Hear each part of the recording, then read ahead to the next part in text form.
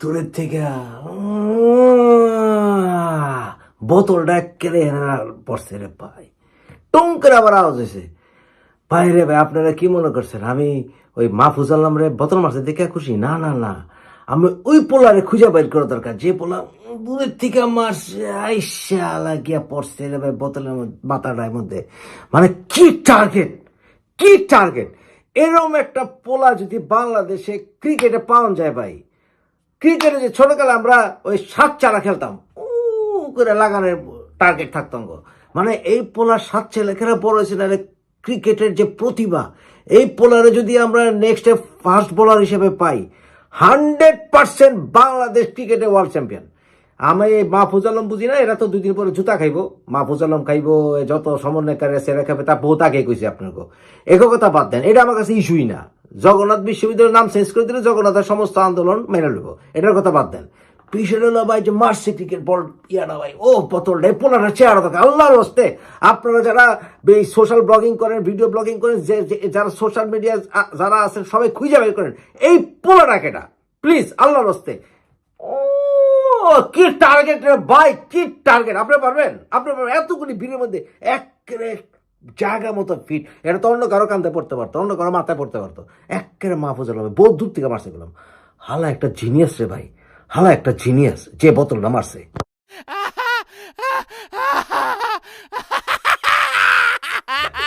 দেখেন বোতলটা খায়া আসমানের দিকে চাইছে, তাহলে আল্লাহর গজব পড়লো কিনা। আল্লাহর ওলি রে, জামাত শফিকুর রহমানের ওই জামাত রে বাজে কথা কয়, আসমান থেকে গজব পড়লো কিনা, আসমানের দিকে চাইছে লগে লগে ভাই।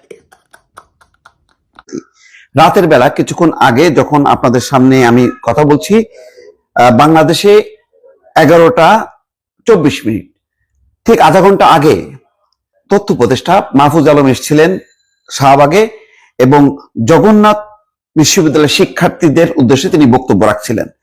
তিনি সরকারের পক্ষ থেকে আশ্বস্ত করার চেষ্টা করছিলেন যে তিনি সমস্যার সমাধানের কার্যকর উদ্যোগ নেবেন। তার এই বক্তব্য চলাকালে হঠাৎ করে দুয়ো দুয়ো ধ্বনি শুরু হয় এবং একটি বোতল এসে তার মাথার উপর পড়ে। একদম পানি ভর্তি বোতলে যথেষ্ট পরিমাণ আঘাত পান এবং তিনি বক্তব্য থামিয়ে বলেন, আমি আর বক্তব্য দেব না। দর্শক বুঝতে পারেন, বাংলাদেশে এই মুহূর্তে ঢাকায় প্রধান উপদেষ্টা নেই, আইন উপদেষ্টা নেই, আরো বেশ কয়েকজন উপদেষ্টা দেশে নেই। ঝুঁকি নিয়ে তথ্য উপদেষ্টা রাতের বেলায় এসে তিনি শিক্ষার্থীদের উদ্দেশ্যে, শিক্ষার্থী এবং শিক্ষকদের উদ্দেশ্যে দাবি পূরণের ব্যাপারে কিছু কথা বলতে আসছিলেন। কিন্তু না দর্শক, পারেননি তিনি, শেষ পর্যন্ত তিনি বক্তব্য দিতে পারেননি। ফলে একটা নৈরাজ্যকর পরিস্থিতির মধ্য দিয়েই বিষয়টা শেষ হলো। তার আগে ওই একই স্থানে নার্সিং শিক্ষার্থীরা তারা অবরোধ করেছিল, তারা দিনভর সেখানে বিক্ষোভ করেছে। তাদের পর এসছে জগন্নাথ বিশ্ববিদ্যালয়ের গোটা রাজধানী শাহবাগকে ঘিরে যে অকল্পনীয় পরিস্থিতি, সেটা কল্পনার বাইরে। দর্শক, ঢাকা শহরের লক্ষ লক্ষ মানুষ আজকে ভুক্তভোগী। যারাই আজকে রাস্তায় নেমেছে তারাই মানে ব্যাপক যানজটের সম্মুখীন হয়েছে। তার মূল কারণ শাহবাগকে কেন্দ্র করে যে পুরো ঢাকা শহরের যে একটা অচল অবস্থা, বিভিন্ন রাস্তার প্রবেশ মুখ চলাচল সমস্ত কিছু বন্ধ হয়ে যায়। এই অবস্থার মধ্যে ধারাবাহিকভাবে চলেছে, কোথাও বাধা দেওয়া হয়নি। এর আগে বারবার সরকারের পক্ষ থেকে কিন্তু বলা হয়েছে শাহবাগের মতন গুরুত্বপূর্ণ পয়েন্ট, তারপরে যমুনা, প্রধান উপদেষ্টার বাসভবনকে ঘিরে সকল ধরনের বিক্ষোভ সমাবেশ এগুলো বন্ধ রাখার জন্য। কিন্তু তারা যেমন কর্ণপাত করেনি, তেমনি এই বিক্ষোভগুলো যাতে এই জায়গাগুলোতে অনুষ্ঠিত হতে না পারে সেই ব্যাপারেও কোনো বাধা দেওয়া হয়নি। তার আগে জানেন যে আওয়ামী লীগ নিষিদ্ধের ইস্যুতে এনসিপি, জামাত, হেফাজত তারাও একইভাবে সেই শাহবাগ থেকে শুরু করে হোটেল ইন্টারকন্টিনেন্টাল এবং যমুনা অভিমুখে 2-3 দিন ধরে চলেছে লাগাতার। মোট কথা তারা শেষ হয়েছে, আওয়ামী লীগ ইস্যু শেষ হয়েছে, কিন্তু বিভিন্ন কলেজ এবং প্রতিষ্ঠানের যে দাবি দাওয়া ভিত্তিক নানান কর্মসূচি সেটি শেষ হয়নি। ফলে একটি বাজে অবস্থার মধ্যে চলে গেল পুরো পরিস্থিতি। বলা হচ্ছে রাজধানীর কাকরাইল মোড়ে বিক্ষোভরত জগন্নাথ বিশ্ববিদ্যালয়ের শিক্ষার্থীদের সঙ্গে যোগ দিয়েছেন আরো কয়েকশো শিক্ষক শিক্ষার্থী।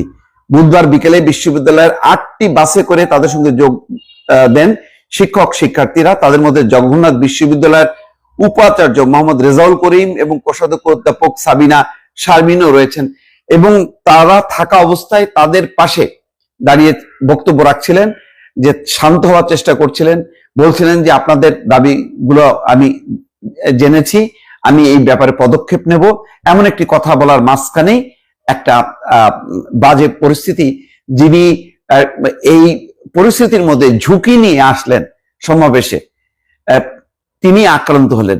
ফলে বোঝাই যাচ্ছে যে একটা নৈরাজ্যকর পরিস্থিতির মধ্যেই কিন্তু গেল। আমি জানি না সরকার এই পরিস্থিতি কিভাবে হ্যান্ডেল করবে, তবে যেই উদাহরণ তৈরি হলো সেটা খুবই একটি অশনি সংকেত। দর্শক ভালো থাকবেন, আল্লাহ হাফেজ। যে বাংলাদেশ সুস্থ নেই, বাংলাদেশ ভালো পথে নেই। সিটিং মিনিস্টারকে যদি এভাবে আক্রমণ করা হয়, আক্রমণ করা যায়, তাহলে এই মেসেজটা সমাজের প্রত্যন্ত পর্যায়ে ছড়িয়ে যাবে। প্রত্যন্ত পর্যায়ে মানুষ আরও বেশি মব করতে উৎসাহিত হবে। আমার মনে হয় যে এই ঘটনার সুরাহা হওয়া উচিত। কিন্তু মাহফুজ আলম ও জগন্নাথের শিক্ষার্থী শিক্ষকদের যেভাবে আক্রমণ করে কথা বললেন, তাতে সমঝোতার কোনো লক্ষণ দেখা যায়নি। তাকে প্রশ্ন করা হয়েছিল যে যদি রাস্তা থেকে তারা না ওঠে তাহলে কি করবেন। তিনি বলেন রাস্তা থেকে না উঠলে তারা তাদের পরিণতি ভোগ করবে। অর্থাৎ আবারও এক ধরনের হুমকিই দিয়েছেন, কিন্তু তাদেরকে রাস্তা থেকে উঠে ক্যাম্পাসে ফিরে যাওয়ার আহ্বান জানিয়েছেন। বলেছেন তাদের দাবি এই রাজপথে দাঁড়িয়ে সমাধান করা সম্ভব নয়। তাদের বাজেটের দাবি, বাজেট পাশ হতে হতে জুলাই মাস, সেই পর্যন্ত তাদের অপেক্ষা করতে হবে। কিন্তু তার আগে প্রধান উপদেষ্টার সঙ্গে তাদের মিটিংয়ের ব্যবস্থা করে দেয়া যেতে পারে, ভিসি পর্যায়ে মিটিং হতে পারে, এই কাজগুলো হতে পারে। কিন্তু তাদের দাবি এখনই মেনে নিচ্ছি, বাস্তবায়ন করে দিচ্ছি, এটা সম্ভব নয়। কি ছিল ছাত্রদের দাবি? ছাত্রদের 3টা দাবি। একটা হচ্ছে যতদিন পর্যন্ত না আবাসিক ব্যবস্থা হচ্ছে জগন্নাথের ছাত্রছাত্রীদের, ততদিন পর্যন্ত অন্তত 70% যারা ঢাকার বাইরে থেকে এসে লেখাপড়া করে, সেরকম অন্তত 70% ছাত্রছাত্রীকে আবাসিক ভাতা দিতে হবে। তাদের বাজেট বরাদ্দ করতে হবে, বিশেষ বাজেট বরাদ্দ করতে হবে, এবং যে হল এবং স্থায়ী ক্যাম্পাস নির্মাণের কথা হচ্ছে সেগুলো দ্রুত করতে হবে। ছাত্রদের হল প্রয়োজন, এমন দাবিও তাদের মধ্যে রয়েছে। কোনো দাবি মাহফুজ আলম পূরণ হচ্ছে কিংবা সরকার পূরণ করবে এটা বললেন না, বরং ছাত্রদেরকেই এক ধরনের শাসালেন। অবশ্য শাসানোর কারণও রয়েছে, তাকে যেভাবে আক্রমণ করা হয়েছে। সাম্প্রতিক সময়ে মাহফুজ আবদুল্লাহ নানা কারণে বিতর্কিত হয়েছেন। এর মাঝে ছাত্রদের ভেতরে এসে যেভাবে ভুয়া ভুয়া ধুয়ো শুনলেন, কথা বলতে পারলেন না, সেখান থেকে পুলিশ তাকে সরে যেতে বললেন, এরই মাঝে তার উপরে বোতল দিয়ে আক্রমণ করা হলো। এই ঘটনা আমার মনে হয় যে কালের সাক্ষী হয়ে থাকবে। এই ঘটনা বলে দেয় যে বাংলাদেশের বর্তমান অন্তর্বর্তীকালীন সরকার আইন শৃঙ্খলা ব্যবস্থা এবং দেশের সার্বিক অবস্থা স্থিতিশীল রাখতে পুরোপুরি ব্যর্থ হয়েছে। আমার মনে হয় যে এই ব্যর্থতার দায় স্বীকার করা উচিত। শিক্ষা মন্ত্রণালয়, স্বরাষ্ট্র মন্ত্রণালয়, সর্বোপরি প্রধান উপদেষ্টার এই দায় স্বীকার করা উচিত এবং স্বীকার করে যথাযথ পদক্ষেপ নেওয়া উচিত। নতুবা দেশ যে রসাতলে চলে যাচ্ছে, সেই রসাতলে যাওয়া থেকে ঠেকানো যাবে না। অলরেডি যে ভিডিওটা ভাইরাল হয়ে গেছে, সেই ভিডিওটা আগামী দিনের জন্য খুব একটা শুভ বার্তা দেয় না, শুভ বার্তা দিচ্ছে না। দর্শক, আপনার কি মনে হয় এই যে মাহফুজ আলম আক্রান্ত হলেন, তাকে বোতল ছুঁড়ে মারা হলো, এরপরে আর কি কি খারাপ দৃশ্য আমাদেরকে দেখতে হবে? আপনার মতামত জানিয়ে লিখতে পারেন আমাদের।